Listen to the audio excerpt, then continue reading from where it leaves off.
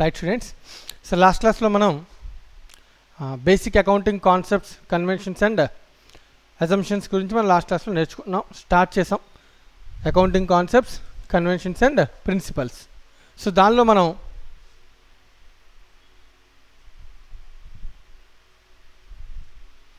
Accounting కాన్సెప్ట్స్లో last క్లాస్లో already మనం కొన్ని డిస్కస్ చేసాం. ప్రీవియస్గా మనం ఆల్రెడీ కొన్ని డిస్కస్ చేసాం. ఒకటి ఎంటిటీ కాన్సెప్ట్ గురించి డిస్కస్ చేసాం. రెండోది గోయింగ్ కన్సర్న్ కాన్సెప్ట్ గురించి డిస్కస్ చేసాం. Next 3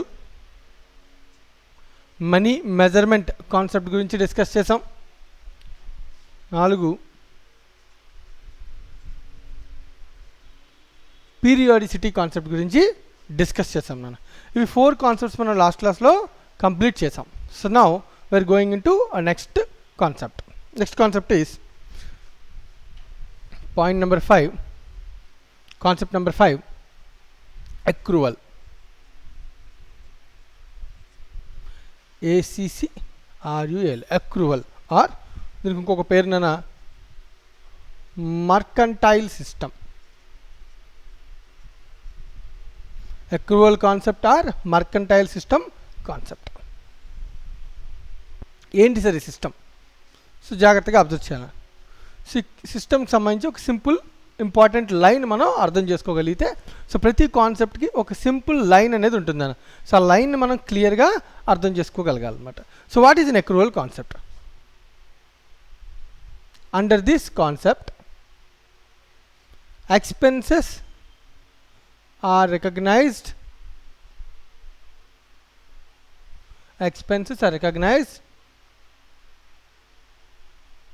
whenever they are incurred. Expenses are recognized whenever they are incurred. Incomes are recognized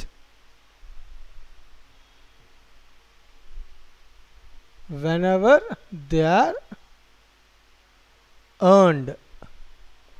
Expenses are recognized whenever they are incurred. Incomes are recognized whenever they are earned. So ఏంటి sir దీని meaning? జాగ్రత్తగా observe చేయాలని. చాలా important concept. Whole accounting is based on the accrual concept. Majority of the organisations will follow the accrual concept. So ఈ concept చాలా important నాకు. So జాగ్రత్తగా observe చేస్తే ఈ కాన్సెప్ట్ దేని గురించి మాట్లాడుతుందంటే, ఫస్ట్ 2 ఐటమ్స్ గురించి మాట్లాడుతున్నాను. ఒకటి ఎక్స్పెండిచర్, రెండోది ఇన్కమ్. సో మనం పెట్టేటువంటి ఖర్చు ఎక్స్పెండిచర్ అండ్ ఇన్కమ్, రైట్? ఈ రెండింటి గురించి మాట్లాడుతుంది. దీనిలో expenses are recognized whenever they are incurred. Important word incurred. Incomes are recognized whenever they are earned, right నాన్న? సెకండ్ అబ్జర్వ్ చేయాలన్న. సో ఫస్ట్ మనం ఒకసారి అండర్స్టాండింగ్ కోసం ఫస్ట్ ఎక్స్పెన్సెస్ గురించి డిస్కస్ చేద్దాం. ఎక్స్పెండిచర్, ఫర్ ఎగ్జాంపుల్ ఒక financial year మనం already discuss చేసాం పీరియాడిసిటీ కాన్సెప్ట్లో. Books are prepared for some period, accounting is done for some period. Even though life is more than the period, life is a future, have a forever, but still we're preparing the books of accounts for a specific period. It is known as financial year. The financial year is generally known as from April to March, 31st March, 1st April to 31st March. Right? ఒక ఆర్గనైజేషన్లో ఒక period April to March అని ఒక ఇయర్లో, let us take an example 2019-20. So 19th April నుంచి April 1st 2019 నుంచి 31st March 2020, right అన్న? 31st March 20 వరకు ఒక పీరియడ్ అనుకుంటే, ఈ పీరియడ్లో నా ఆర్గనైజేషన్లో ఎంప్లాయీస్ ఉన్నారు. ఎంప్లాయీస్ ఒక 5 ఎంప్లాయీస్ ఉన్నారు. ఒక్కొక్కరికి పెర్ మంత్ ఒక 10,000 శాలరీ, 50,000 ఇంటూ ఇలా మనం 12 months ఎవ్రీ మంత్ పే చేయాలి కదా వర్క్ చేసేందుకు శాలరీ. 12 months 50 into 12, 6 lakhs. ఓకేనా? So per month 50,000, so 12 monthsకి 6 lakhs. 6 lakhs is the total salary. This is the total salary. ఇప్పుడు క్వశ్చన్ ఏంటంటే జాగ్రత్తగా అబ్జర్వ్ చేయాలి. ఒక బిజినెస్ ఆర్గనైజేషన్లో శాలరీ, ఎంప్లాయీకి పే చేయాల్సినటువంటి శాలరీ 6 lakhs అయితే రైట్ నా జాగ్రత్తగా అబ్జర్వ్ చేయాలి. ఆర్గనైజేషన్ ఒక ప్రొసీజర్ ఫాలో అవుతుందన్న. Every month salary is paid in next month or consequent month. For example April month salary ఉంది, ఏ మంత్లో పే చేస్తాం? మేలో పే చేస్తాం. మే మంత్ శాలరీ ఉంది, ఏ మంత్లో పే చేస్తాం? జూన్లో పే చేస్తాం. అది ఎవ్రీ మంత్ శాలరీ ఆ నెక్స్ట్ మంత్లో మనం పేమెంట్ చేస్తాం నేను ఎంప్లాయీకి, రైట్. 1 or 2 days చాలామందికి ఆర్గనైజేషన్స్లో 5th కానీ 4th కానీ 2nd కానీ 3rd కానీ ఆఫ్ ది నెక్స్ట్ మంత్ మనకి ప్రీవియస్ మంత్ యొక్క శాలరీ అనేది క్రెడిట్ అవుతుంది అకౌంట్స్లో, రైట్.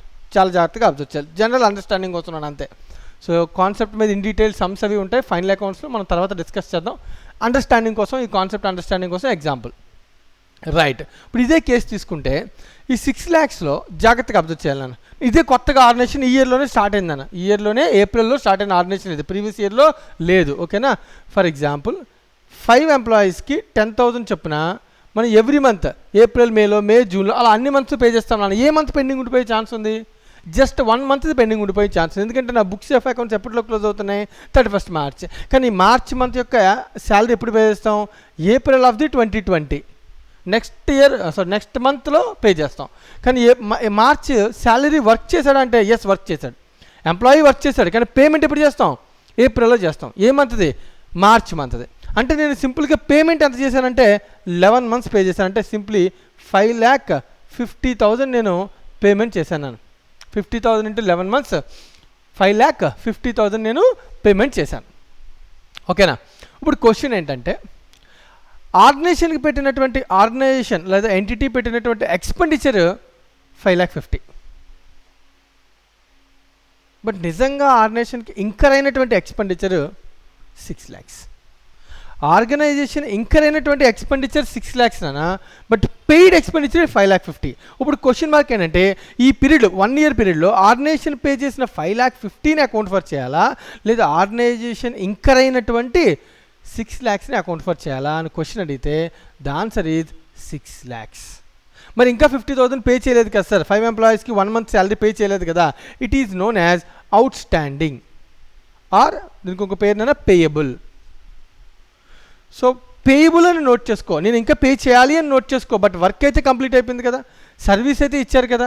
సో శాలరీ ఎక్స్పెండిచర్ అయితే ఇంకర్ అయిపోయింది అన్న, కానీ పేమెంట్ జరగలేదంటే. సో పేమెంట్లో డిలే ఉంటే దాన్ని అకౌంట్ ఫర్లోకి, అంటే లైక్ నేను దాన్ని అకౌంట్ ఫర్ చేయను అని అనకూడదు. Under the accrual concept we have to account for 6 lakhs. For example if you're following the cash basis, మనం క్యాష్ బేసిస్ కూడా కొన్ని ఆర్గనైజేషన్స్ ఫాలో అవ్వచ్చు, then we will account for 5,50,000. కానీ if nothing is specified, we will generally follow accrual system of accounting, mercantile system of accounting. Under this system, expenses are recognized whenever they are incurred. ఇక్కడ ఇంకరెన్స్ అయిపోయిందని April to March ఇంకరెన్స్ salary పనిచేసేసారు నన్ను employees work పర్ఫెక్ట్గా చేస్తారు, కానీ payment జరగలేదు. So payment జరగకపోతే మనం దాని ఎక్స్పెండిచర్ కాదు అని అనకూడదు. It is a expenditure. The expenditure for the whole year relating to salary is 6 lakhs. Right నా, అర్థమవుతుంది ఇదేం చెప్పాను నేను. So 6 lakhs is a total salary. So the expenditure is 6 lakhs. Whether it is paid or not is not a matter of concern for accounting the books of accounts, for accounting in books of accounts. Right అన్న. So ఇదే point మనం జాగ్రత్తగా అర్థం చేసుకోగలగాలి. సరే మరి 5,50,000ని మనం బుక్స్లో account for payment చేసినట్టు రాసుకుంటాం, ఇంకో 50,000 అవుట్ స్టాండింగ్ ఉంది కదా, 50,000 బుక్స్లో పేయబుల్ అని నోట్ చేసుకుంటాం. సరే అకౌంటింగ్ ఎలా చేయాలి మనం ఇంకా డిస్కస్ చేయలేదు, అకౌంటింగ్ గురించి తర్వాత డిస్కస్ చేద్దాం, మనం ఇంకా అకౌంటింగ్ దాకా వెళ్ళలేదు. So we're just starting stage in accounts, learning the accounts, learning the basic concepts of accounts. The concept of accounting, the concept of accrual says that expenses are recognized whenever they are incurred. Similarly, నువ్వు observe చేస్తానన్నా, similarly if you talk about the income, for understanding నీకు అర్థం అవడం కోసం చిన్న example తీసుకున్నాను. For example నేను ఒక బ్యాంకులో డిపాజిట్ చేశానన్న అమౌంట్ FD ఒక 1 lakh డిపాజిట్ చేశాను నేను, ఒక 1 lakh డిపాజిట్ చేశాను, ఓకేనా. సో బ్యాంక్లో డిపాజిట్ చేసిన అమౌంట్కి period 1st April to 31st March for example ఊహించుకుందాం, ఓకేనా. సో బ్యాంక్ మనకి ఇంట్రెస్ట్ పే చేస్తుందని దాని మీద, మరి నేను బ్యాంక్లో డిపాజిట్ చేస్తే బ్యాంక్ ఇంట్రెస్ట్ ఇస్తుంది కదా జనరల్లీ. ఫర్ ఎగ్జాంపుల్ అజ్యూమ్ చేసుకుందాం ఒక 10%, ఓకేనా, ఒక 10% ఇదే ఇంట్రెస్ట్ రేట్, 12% అయినా ఇంట్రెస్ట్ రేట్, వాట్ నీ ఇష్టం. ఇప్పుడు క్వశ్చన్ ఏంటంటే బ్యాంక్ ఇంట్రెస్ట్ పే చేస్తుందని ఎవ్రీ 6 months. అంటే for example April to September ఒక 6 months, అక్టోబర్ టు మార్చ్ ఒక 6 months, ఇలా 2 parts అండి. 6 months ఈ 6 monthsకి సపరేట్గా ఇంట్రెస్ట్ పే చేస్తుందని. ఎలా పే చేస్తుందంట, ఈ 6 months ఇంట్రెస్ట్ని అక్టోబర్ లోపు 31st October లోపు పే చేస్తుందంట డేట్. అలాగే దీని ఇంట్రెస్ట్నేమో 30th April పే చేస్తుంది. అంటే ఆ 6 months అయిపోయినా నెక్స్ట్ 1 month ఎండింగ్ లోపు పేమెంట్ చేస్తుంది, బ్యాంక్ మనకి పేమెంట్ చేస్తుంది. ఇప్పుడు క్వశ్చన్ మార్క్, 1 yearలో 1 lakh మీద first 6 months for example 1 lakh మీద ఇంట్రెస్ట్ని క్యాలిక్యులేట్ చేస్తే 1 lakh into 10%, that is 10,000 into 6 months, first హాఫ్కి నా వాల్యూ నాన్న 5,000 ఇంట్రెస్ట్. 10,000 మీద 10% అంటే 1 lakh మీద 10% అంటే 10,000. అలాగే దానిలో 6 months కాబట్టి so 10,000 divided by half, simply 6/12, 1/2, so half is 5,000. 5,000 interest for 6 months. It will be paid by the bank on 31st October. Okay, happy, డబ్బులు వచ్చేసాయి, ఇన్కమ్ ఎర్న్ అయింది. క్వశ్చన్ మార్క్ మళ్ళీ సెకండ్ 6 monthsకి నా ఇంట్రెస్ట్ ఎప్పుడు రిసీవ్ అవుతుంది, 30th April. కానీ నా books of accounts ఎప్పుడు క్లోజ్ అయినాయి, 31st March. సో నా బుక్స్ క్లోజ్ అయ్యే టైంకి నా 6 months ఇంట్రెస్ట్ ఎర్న్ అయ్యింది, రైట్, అంటే రైజ్ అయ్యింది, క్రియేట్ అయ్యింది, కానీ రిసీవ్ అయిందా, రావలేదు. ఇప్పుడు క్వశ్చన్ మార్క్, సార్ నేను ఇంట్రెస్ట్ 10,000 రికార్డ్ చేయనా, 5,000 రికార్డ్ చేయనా? నాకు రిసీవ్ అయింది కేవలం క్యాష్ రూపంలో 5,000, ఇంకో 5,000 రైజ్ అయింది ఇంట్రెస్ట్, ఎర్న్ అయింది ఇంట్రెస్ట్, ఎర్నింగ్ అనేది క్రియేట్ అయింది, కానీ రిసీవ్ అవ్వాలా. సో మరి అలాంటప్పుడు నేను ఎంత రికార్డ్ చేయండి సార్ అని క్వశ్చన్ అడిగినప్పుడే, so the answer is 10,000, not 5,000. Sir అదేంటి క్యాష్ రాలేదు కదా, still the answer is 10,000. Why? The concept of accrual says incomes are recognized whenever they are earned. నీకు ఎర్నింగ్ క్రియేట్ అవ్వగానే నువ్వు రికార్డ్ చేసేయాలని, అంతేగాని రిసీట్లో రాలేదు కాబట్టి నేను రికార్డ్ చేయను, నాకు క్యాష్ రాలేదు కాబట్టి నేను రికార్డ్ చేయను అని అనకూడదు. సరే మరి రావాల్సి ఉంది కదా 5,000, it is called the 5,000 is known as remaining 5,000 ఉంది కదా, రిమైనింగ్ 6 months, ఈ 6 months 5,000 it is known as receivable.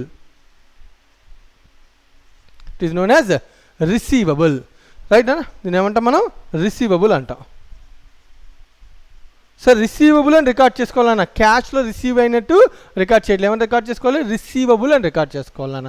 So కాబట్టి అబ్జర్వ్ చేయాల్సినటువంటి విషయం అదే, receivable. Even though the income is not received in cash, still we are accounting the total amount of interest because it earned, right. Interest has been raised, interest has been created, income has been created. So this is the concept of accrual. So ఏం చెప్తున్నాను, accrual expenses are recognized whenever they are incurred, incomes are recognized whenever they are earned. ఇది point నాన్న, important point related to accrual concept or mercantile system. So ఈ mercantile సిస్టంలో మనకి క్యాష్తో సంబంధం లేదు నాన్న, క్యాష్ రిసీట్ ఆర్ క్యాష్ పేమెంట్తో అసలు సంబంధం లేదు, క్రెడిట్ బేస్లో పూర్తిగా మనం వెళ్ళిపోవచ్చు. నేను ఒకరి దగ్గర నుంచి గూడ్స్ పర్చేజ్ చేశాను అన్న, 1 lakh వర్త్ ఆఫ్ గూడ్స్ నేను పర్చేజ్ చేశాను. ఇప్పుడు క్వశ్చన్ ఏంటంటే, so 1 lakh worth of goods నేను పర్చేజ్ చేశాను, కానీ దానిలో 50,000 పేమెంట్ వచ్చింది. ఇప్పుడు క్వశ్చన్, నా ఎక్స్పెండిచర్ 1 lakh 50,000 అని క్వశ్చన్ అడిగితే 1 lakh. సార్ నేను పేమెంట్ 50,000 చేశాను కదా, still the remaining 50,000 is payable, the expenditure incurred is 1 lakh. So as per the concept of accrual, we have to record 1 lakh as an expenditure for the current year, current period, right? And not the payment done by the organization, right? And the expenditure incurred will be considered as an expenses. Income earned will be considered as a expenses, not the receipt, not the payment, right? This is the concept of accrual, right? So జాగ్రత్తగా observe చేయాలని, ఎవరికైనా doubt ఉందేమో ఒకసారి check చేసుకోండి. Point number 5, so concept number 5, that is accrual concept. So next concept, so accrual అర్థమైతేనన్న, then will go to interrelated concept అన్న, that is called matching. accrual and matching concepts are both are interrelated. So ఎలా sir interrelated, జాగ్రత్తగా observe చేయండి. What is the concept of matching?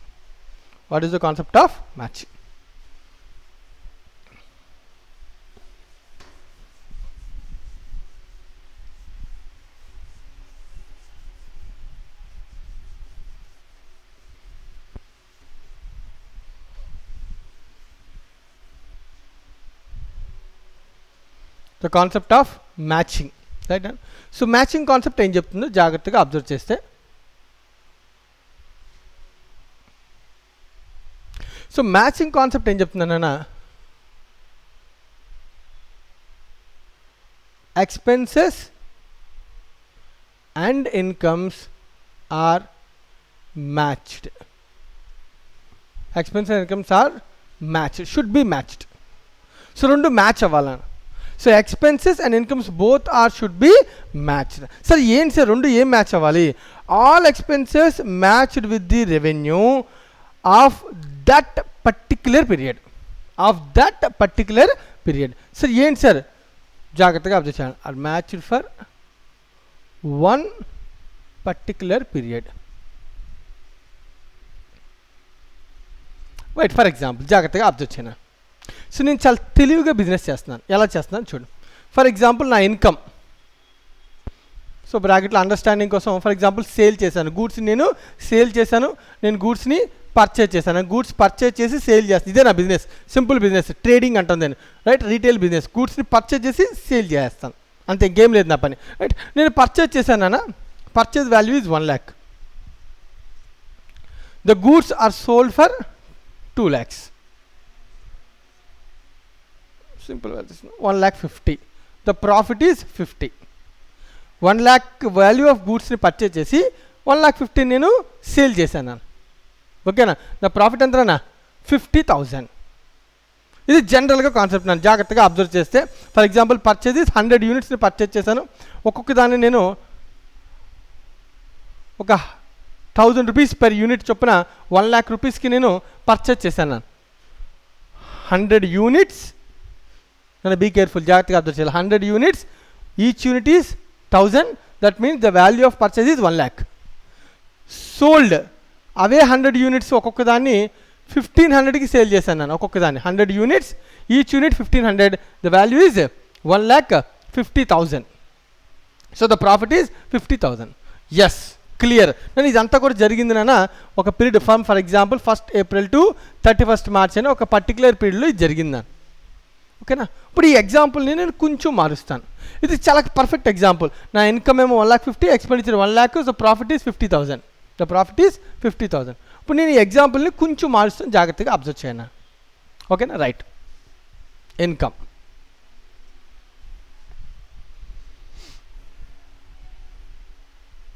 80 units. Now 80 units are sold for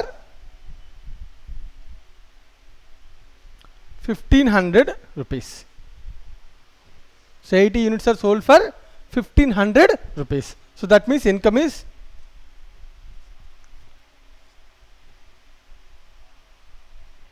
1,20,000. 1,20,000. Next, purchases. ఈ goods నేను purchase చేశాను కదా మనకి, కానీ purchase చేసిన units 100 units into 1000 rupees, that equals to same నన్ను 1 lakh. ఇప్పుడు నేను అన్నాను ద ప్రాఫిట్ ఈజ్ 20 అన్న. సో 1 lakh వర్త్ ఆఫ్ గూడ్స్ని పర్చేజ్ చేశాను, 1 lakh వాల్యూ, అమ్మింది 1,20,000కి, ₹1,00,000 వాల్యూ 1,20,000 అమ్మాను. ఇన్కమ్ ఏమో 1,20,000, expenditure 1 lakh, the total the profit is 20,000. ఇప్పుడు నేను క్వశ్చన్ అడిగాను, is it the right answer, is it the right calculation of profit అని అడిగితే, సో నీకు అర్థమైపోతుంది, కామన్ సెన్స్ ఉన్న ఎవరికైనా అర్థమైపోతుంది. సార్ మనం పర్చేజ్ చేసింది 100 యూనిట్స్ అయితే సేల్ 80 జరిగితే మీరు ఎలా కంపేర్ చేస్తారు రెండింటిని? రాంగ్ ఇది. సో మరి ఏంటి సార్ కంపారిజను? సింపుల్ అని లాజిక్ జాగ్రత్తగా అబ్జర్వ్ చేయి. 100 యూనిట్స్ నేను పర్చేజ్ చేశాను, దానిలో 80 అమ్మాను. అంటే 100లో 2 పార్ట్స్ ఉన్నాయి. సేల్ చేసినటువంటి 80 యూనిట్స్, ఇంకొక 20 units unsold stock. It is known as stock. Unsold goods are known as stock. ఈ స్టాక్ని ఎప్పుడు సేల్ చేస్తాను? నెక్స్ట్ అకాడమిక్ ఇయర్లో సేల్ చేస్తాను, నెక్స్ట్ ఫైనాన్షియల్ ఇయర్లో సేల్ చేస్తాను. ఈ 80 ఆల్రెడీ సేల్ చేస్తాను. ఇప్పుడు క్వశ్చన్ ఏంటంటే, for the period 14 to 31st March నేను కరెక్ట్గానే పీరియడ్ కరెక్టే, కానీ పీరియడ్ 14 to 31st March, కానీ నేను కంపేర్ చేస్తున్నటువంటి యూనిట్స్ డిఫరెంట్ కదా. ఎందుకంటే కంపేర్ చేయాల్సింది కూడా 14లో కొన్న 100 యూనిట్స్తో 100 యూనిట్స్ నేను సేల్ చేయట్లే. అంటే నేను కంపేర్ చేయాల్సింది కేవలం ఆ period related income related with expense, income expenses and incomes are match, should be matched for a particular account, should be match అవ్వాలి కదా. సో 80 యూనిట్స్ 100 యూనిట్స్ ఎలా మ్యాచ్ అయ్యి? నేను ఒకవేళ 80 యూనిట్స్నే అమ్మాను కాబట్టి ఇంకో 20 ఈ ఇయర్లో అమ్మట్లే, నెక్స్ట్ ఇయర్లో. అంటే నేను నెక్స్ట్ ఇయర్లో 20,000 ఎక్స్పెండిచర్ సంబంధించినటువంటి ఇన్కమ్ని రికగ్నైజ్ చేయాలి, ఈ ఇయర్లో 80,000 ఎక్స్పెండిచర్కి సంబంధించినటువంటి ఇన్కమ్ని రికార్డ్ చేయాలి, ఆ రెండింటిని కంపేర్ చేయాలి, మ్యాచ్ చేయాలి, మ్యాచ్ చేసి ప్రాఫిట్ ఆర్ లాస్ని కనుక్కోవాలి. సో దీన్నే మనం అంటామన్నా మ్యాచింగ్ కాన్సెప్ట్ అని అంటాం. దీన్ని ఏమంటాం మనం? మ్యాచింగ్ కాన్సెప్ట్ అని అంటాం. నువ్వు అబ్జర్వ్ చేసేప్పుడు ఈ ఎగ్జాంపుల్లో వీటిని 100 యూనిట్స్తో కంపేర్ చేయకూడదు. నేను 80 సేల్ చేశాను కాబట్టి 80 యూనిట్స్తో కంపేర్ చేస్తే 80 into 1 lakh, that is 80,000. 1,20,000 80 difference is 40,000. The correct profit is 40,000. The correct profit is 40,000, not at all 20,000. సరే ఎందుకు సార్ మనం అలా చేయాలి? సో కామన్ సెన్స్ జాగ్రత్తగా అబ్జర్వ్ చేసి, నేను 100 యూనిట్స్ని పర్చేజ్ చేస్తాను, బట్ సేల్ చేసింది 80 కదా. సో నేను ఎంతైతే ఖర్చు పెట్టానో అన్ని సేల్ చేయలేదు కదా. మరి అలాంటప్పుడు ఈ పీరియడ్లో ద ఎక్స్పెన్స్ ఇన్కమ్ మ్యాచ్ అవుతున్నాయా? మ్యాచ్ అవ్వట్లే. అంటే నేను ఎక్స్పెండిచర్ ఇన్కమ్ని మ్యాచ్ చేయాలంటే నా స్టాక్ని, పర్చేజ్ చేసిన స్టాక్ని కొంత తగ్గించి కొంతనే సేల్ చేశాను, మిగిలింది ఎప్పుడు సేల్ చేస్తాను సార్? నెక్స్ట్ ఇయర్లో. అంటే నేను దీన్ని యొక్క ఇన్కమ్ని ఏ ఇయర్లో మ్యాచ్ చేయాలి? ఇప్పుడు ఈ ఎక్స్పెండిచర్ యొక్క ఇన్కమ్ 20 యూనిట్స్ సంబంధించిన ఎక్స్పెండిచర్ ఇన్కమ్ని ఏ ఇయర్లో మ్యాచ్ చేయాలి? నెక్స్ట్ ఇయర్లో మ్యాచ్ చేయాలి, ఈ ఇయర్లో నేను మ్యాచ్ చేయకూడదు. Right? The concept of stock has been created, the concept of stock has been valued based on the concept called matching concept. Because of matching concept the stock concept has been arised. Right? So this is the concept of matching. సరే ఇందాక అన్నారు accrual and matching both are interlinked అన్నారు కదా. ఎలా సాధ్యం? Both are ఎలా interlinked? రెండు కూడా. రీజన్ అన్న జాగ్రత్తగా అబ్జర్వ్ చేస్తే ఎలా ఇంటర్లింక్డ్ అంటే కనుక, ఫర్ ఎగ్జాంపుల్ ఇన్కమ్ అయినా ఎక్స్పెండిచర్ అయినా, నేను ఇక్కడ రికార్డ్ చేసినప్పుడు క్యాష్ బేస్లో రికార్డ్ చేస్తానా, అక్రూవల్ బేస్లో రికార్డ్ చేస్తానా? అంటే నేను పర్చేజ్ చేశాను 80,000, ఫర్ ఎగ్జాంపుల్ 80,000 యూనిట్స్ నేను పర్చేజ్ చేశాను, 1 lakh పర్చేజ్ చేశాను, బట్ పేమెంట్ చేయలేదు. ఒక 40,000 పేమెంట్ చేశాను, ఇంకా మిగతా పేమెంట్ చేయలేదు. ఇప్పుడు నేను 80,000 1 lakh వాల్యూ లేదా సేల్ 1,20,000లో 60,000 క్యాష్ వచ్చింది నా కస్టమర్ దగ్గర నుంచి, ఇంకొక 60,000 క్యాష్ రాలేదు. ఇప్పుడు నా క్వశ్చన్ మార్క్ ఏంటంటే, నేను 60,000 ఇన్కమ్ కింద రికార్డ్ చేస్తానా, నాకు ఎర్న్ అయిన 1,20,000 రికార్డ్ చేస్తానా? 1,20,000. సో ఎర్న్డ్ని అనే కాన్సెప్ట్ని తీసుకుని, లేదా ఎక్స్పెండిచర్ ఇంకర్డ్ అనే కాన్సెప్ట్ తీసుకుని మనం చెక్ చేస్తేనే నా క్యాష్తో సంబంధం లేదన్న, ఒక పీరియడ్కి ఇన్కమ్ ఎంత ఎర్న్ అయింది, ఒక పీరియడ్కి ఎక్స్పెండిచర్ ఎంత ఇంకర్ అయింది. సో ఈ రెండు క్లియర్గా నాకు తెలిస్తే నా రెండింటిని నేను ఏం చేయగలను? మ్యాచ్ చేయగలను. ఫర్ ఎగ్జాంపుల్ నేను క్యాష్ కాన్సెప్టే ఫాలో అయ్యాను అనుకున్నాను, నాకు ఇక్కడ ఫర్ ఎగ్జాంపుల్ ఎక్స్పెండిచర్ మొత్తం క్యాష్ పేమెంట్ చేయను, అప్పుడు నా ఎక్స్పెండిచర్ మారిపోద్ది. ఎక్స్పెండిచర్ ఏమో నేను ఫర్ ఎగ్జాంపుల్ 40,000 పే చేశాను, ఇంకో 40,000 పే చేయలే ఎక్స్పెండిచర్. అలాగే ఇన్కమ్లో కూడా నాకు 60,000 రిసీట్ వచ్చి ఇంకో 60,000 రాలే. ఇప్పుడు నేను క్యాష్ బేస్లో కంపేర్ చేస్తే నా ఆన్సరే మారిపోద్ది. నాకు 1,20,000 క్యాష్ వచ్చేసింది అని ఇన్కమ్ ఫర్ ఎగ్జాంపుల్ ఉంచుకుందాం, ఎక్స్పెండిచర్ మాత్రం నేను క్యాష్ పేమెంట్ 40,000 పే చేశాను, అంటే 120 - 40 నా profit as per the cash base చూపిస్తే 80,000 ప్రాఫిట్ చూపించేస్తున్నాను. కానీ నిజంగా అయితే 80,000 ప్రాఫిట్ అసలు కరెక్ట్ కాదు, ఎందుకంటే నేను ఇంకా అసలు దానికి సంబంధించినటువంటి పేమెంట్ చేయలేదు, అందుకే నేను రికార్డ్ చేయలేదు. సో క్యాష్ బేసిస్తో ఉన్న ప్రాబ్లం ఇదే. So cash receipts and cash పేమెంట్స్తో సంబంధం లేకుండా income should be recognised on earning basis, earned basis, expenditure recognised on incurred basis, then the concept of accrual should be there for matching the expenses and incomes. For application of matching concept, the accrual concept should be there in the books of accounts. If you are following accrual, you can follow matching. If you are not following accrual, you cannot follow matching concept. It's not possible to follow matching concept. Right now, ఇది related to matching concept. So check చేసుకోండి ఒకసారి జాగ్రత్తగా, ఏమైనా doubts ఉన్నాయేమో. The concept relating to accrual and matching is over.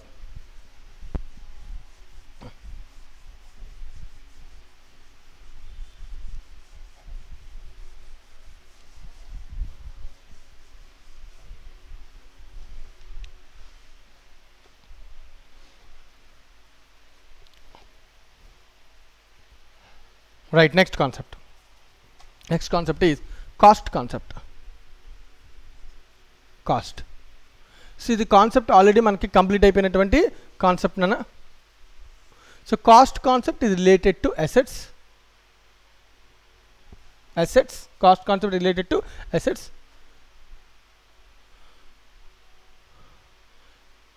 Assets are recorded in books at cost, that is acquisition cost. So అంటే నాన్న for example నేను already దీన్ని capital and revenue ఎక్స్పెండిచర్లో క్యాపిటల్ ఎక్స్పెండిచర్ దగ్గర డిస్కస్ చేశాను, right. Whenever an asset is purchased, నువ్వు ఎంతకి కొంటే బుక్స్లో అంతకే రికార్డ్ చేయాలి. ఫర్ ఎగ్జాంపుల్ నేను ఒక మిషనరీ కొన్నాను, మార్కెట్లో దాని వాల్యూ ₹1,00,000, కానీ నేను దాన్ని 80,000కే పర్చేజ్ చేశాను. ఇప్పుడు నా బుక్స్లో నేను 80,000 రాయినా 1,00,000 రాయినా? క్వశ్చన్ రైజ్ అయితే the answer is 80,000, not 1,00,000. Right?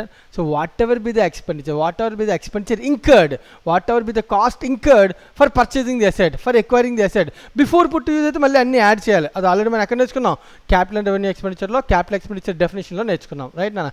So ఇప్పుడు ఆ కాన్సెప్ట్ని అప్లై చేస్తూ whatever be the acquisition cost నువ్వు ఇంకర్ అయ్యావో దాన్ని తీసుకొచ్చి బుక్స్లో రికార్డ్ చేసుకోవడాన్ని కాస్ట్ కాన్సెప్ట్ అంటాం. Assets are recorded at cost price, acquisition cost. మార్కెట్లో దాని వాల్యూతో నాకు సంబంధాలు, నేను ఎంత పెట్టుకుంటే దాన్ని అంతకే నేను రికార్డ్ చేసుకుంటాను. దాన్ని మనం ఏమన్నాం, దాన్ని మనం ఏ కాన్సెప్ట్ ఏమనాలి, కాస్ట్ కాన్సెప్ట్ అని అనాలి. అయితే ఇంకొక కాన్సెప్ట్ దీనికి కొంచెం కాన్ఫ్లిక్ట్ ఉంటుందని, that is called realization. So ఈ కాన్సెప్ట్ ఏం చెప్తుందంటే సిమిలర్ థింగ్స్ అని, ఇది కూడా related to assets. Assets are recorded or valued at realizable value if there is a certainty. వాడు చెప్తున్న పాయింట్ అని జాగ్రత్తగా అబ్జర్వ్ చేస్తే assets are record or valued at realisable value if there is a certainty. Just understanding కోసం ನಾನು జాగ్రత్తగా ఒక example చెప్తాను, జాగ్రత్తగా అబ్జర్వ్ చేయండి. 1/4/2019 ఇయర్ టు 31st March 2020 ఒక అకౌంటింగ్ ఇయర్ అనుకుందాం మన ఎగ్జాంపుల్లో, ఓకేనా. ఈ పీరియడ్లో 30th Octoberన ఒక మిషన్ పర్చేజ్ చేసాం మనం, ఆర్గనైజేషన్ ఒక మిషన్ పర్చేజ్ చేసింది. ఆ మిషన్ కాస్ట్ వచ్చి 1,00,000. సో నా బుక్స్లో బ్యాలెన్స్ షీట్ ఆల్రెడీ మనం డిస్కస్ చేసాం, ఫినాన్షియల్ పొజిషన్ ఎక్స్ప్లెయిన్ చేస్తాం. Expenditure 1,00,000 is a capital expenditure, it is not a revenue expenditure. దీన్ని అసెట్ సైడ్ మిషన్ 1,00,000 అని ప్రజెంట్ చేస్తాం నేను, ఓకేనా. సరే అకౌంట్ ఫర్ ఎలా చేస్తాం, అకౌంటింగ్ తర్వాత చూద్దాం. నేను జస్ట్ అండర్స్టాండింగ్. నా బ్యాలెన్స్ షీట్లో ఒక అసెట్, దీని asset side right side asset side అంటే, లెఫ్ట్ సైడ్ లైబిలిటీ సైడ్ అంటాం. అసెట్ మిషన్ నేను ఎంత పెట్టుకున్నాను, 1,00,000. So the 1,00,000 is the expenditure, capital expenditure. Cost concept నేను ఎంత పెట్టుకున్నాను, 1,00,000. So that is the concept value, cost value. ఇప్పుడు క్వశ్చన్ ఏంటంటే 2021, that means 1st April 22 31st March 21, ఇది నెక్స్ట్ ఇయర్ నా. నెక్స్ట్ ఇయర్లో నేను ఇప్పుడు నా బుక్స్లో అసెట్ని ప్రజెంట్ చేసేటప్పుడు నెక్స్ట్ ఇయర్లో నన్ను మళ్ళీ నా బ్యాలెన్స్ షీట్లో మిషన్ వాల్యూ 1,00,000 ఉంది నాన్న, కాస్ట్ కాబట్టి కాస్ట్కి ఎంత కొన్నాను అంత చూపించాను. అయితే నాకు కూడా ఒక చిన్న ఇన్ఫర్మేషన్ ఏం తెలిసిందంటే ఈ మిషన్ వాల్యూ నెక్స్ట్ ఇయర్లో 1,20,000 అయిపోయింది అన్న. మిషన్ నేను ఇప్పుడు వెళ్ళి కొంటే ఎంత అవుతుందంట దాని వాల్యూ, ఇప్పుడు అదే మిషన్ని నెక్స్ట్ ఇయర్లో వెళ్ళి కొంటే ఎంత అవుతుందంట, 1,20,000 అవుతుందంట సార్ డిప్రిసియేషన్. సో దాని గురించి మళ్ళీ మనం నెక్స్ట్ క్లాసెస్లో డిస్కస్ చేద్దాం. సో ఇప్పుడు బేసిక్ కాన్సెప్ట్ గురించి మాత్రమే ఆలోచించాను నేను. మిషన్ 1,00,000, దాని వాల్యూ మార్కెట్లో ఎంత ఉంది. సో నీకు కన్ఫ్యూషన్ ఉందనుకుంటే better go on with land and building. For example what are be the example asset. ఇప్పుడు ఈ ల్యాండ్ అండ్ బిల్డింగ్ 1,00,000 అన్న మార్కెట్లోకి ఒక వెళ్ళగా నెక్స్ట్ ఇయర్లో ఏమైంది వాల్యూ 1,20,000 అయిపోయింది సడన్గా. ఇప్పుడు క్వశ్చన్ ఏంటంటే 1,20,000 ఏదైతే మార్కెట్లో ఈ వాల్యూ ఉందో నా బుక్స్లో బ్యాలెన్స్ షీట్ ఇప్పుడు 1,20,000 చూపించడం రైటా, 1,00,000 చూపించడం రైటా. నా మార్కెట్ వాల్యూ నాన్న ఫర్ ఎగ్జాంపుల్ ఒక బెంచ్ నేను 1,00,000 పెట్టుకున్నాను, ఇప్పుడు తీసుకెళ్ళి మార్కెట్లో నా బెంచ్ అమ్ముదామంటే వాల్యూ ఎంత అయిపోయింది, 1,20,000 అయిపోయింది. మార్కెట్లో దాని వాల్యూ పెరిగిపోయినప్పుడు నేను ఇప్పుడు దాన్ని 1,20,000 చూపించిన బుక్స్లో 1,00,000 చూపించిన క్వశ్చన్ ఏదైతే వాడు చెప్తున్నాను నాన్న, assets are valued at realizable value if there is a certainty. నాకు నమ్మకం ఉండాలని, ఎందుకనంటే ఈ ఇయర్లో 1,20,000 అయిందన్న, ఇంకొక 1 year అయితే అది మళ్ళీ 90కి వెళ్ళిపోవచ్చు, ఆ తర్వాత మళ్ళీ అది 1,50,000కి వెళ్ళిపోవచ్చు, తర్వాత 60,000కి పడిపోవచ్చు. అంటే నా వాల్యూ పెరుగుతుంది తగ్గుతుంది అన్న, it is fluctuated, it is not certain. Fluctuate అవుతుంది అనుకున్నా దాన్ని కన్సిడర్ చేయకూడదు, అలాంటి రిలేటెడ్ వాల్యూని కన్సిడర్ చేయకూడదు అన్న. అప్పుడు మన కాన్సెప్ట్ ఏం ఫాలో అవ్వాలి, కాస్ట్ కాన్సెప్టే ఫాలో అవ్వాలి. అంటే ఎంత పెట్టుకున్నామో అంతే రికార్డ్ చేయాలి. అంతేగాని మార్కెట్లో దాని వాల్యూ ఫ్లక్చువేట్ అవుతుందని ఇంక్రీజ్ అవుతుంది డిక్రీజ్ అవుతుంది ఇంక్రీజ్ అవుతుంది డిక్రీజ్ అవుతుంది చాలా ఫ్లక్చువేషన్ ఉంది నాన్న. అలాంటప్పుడు సర్టెనిటీ ఉందో దానిలో, అంటే ఖచ్చితంగా ఈ వాల్యూ పెరిగింది, కన్ఫర్మ్ నాకు రిలీజ్ అవుద్ది 20,000 అనే ఇన్కమ్ నాకు రిలీజ్ అవుద్ది అనే క్లారిటీ కన్ఫర్మేషన్ మనకి లేనప్పుడు it should not be recorded at market value or realisable value. Otherwise if there is a certainty, concept ఏం చెప్తుంది, కాన్ఫ్లిక్ట్ ఇది. If there is a certainty that the asset is revalued at a realizable value which is more than the cost of the asset which have been already been recorded, in such case the asset has to be valued in the books of accounts at 1,20,000 if there is a certainty. Certainty ఉంటే ఖచ్చితంగా మనం వాల్యూని 1,20,000 కింద record చేయొచ్చు. Otherwise it should be record only for 1,00,000. The cost of the asset is 1,00,000. Right. So ఈ రెండు concepts కొంచెం conflict ఉంటాయన్న, because this concepts tells about the realisable value. If there is a certainty the asset should be valued at realisable value, resale value. Cost concepts ఏం చెప్తుంది, the asset should be valued or recorded at cost, acquisition cost. అదే మార్చండి, వేరే ఏమి మార్చొద్దు అంటున్నా. దాని ఉద్దేశం ఏంటంటే ఫ్లక్చువేషన్స్ వాలటిలిటీ ఉన్నప్పుడు ఏమి కన్సిడర్ చేయకండి, ఎక్విజిషన్ కాస్టే బుక్స్ రికార్డ్ చేయండి. సరే మనం రెండింటిలో ఏది కరెక్ట్, ఏది ఫాలో అవుదాం మనం? Every organization generally follows cost concept. Right. So దీంతో మనకి 8 కాన్సెప్ట్స్ కంప్లీట్ అయ్యాయన, ఇంకొక 4 కాన్సెప్ట్స్ ఉన్నాయి. సో మన నెక్స్ట్ క్లాస్లో మనం రిమైనింగ్ కాన్సెప్ట్స్ని కంప్లీట్ చేద్దాం. Right. Thank you very much.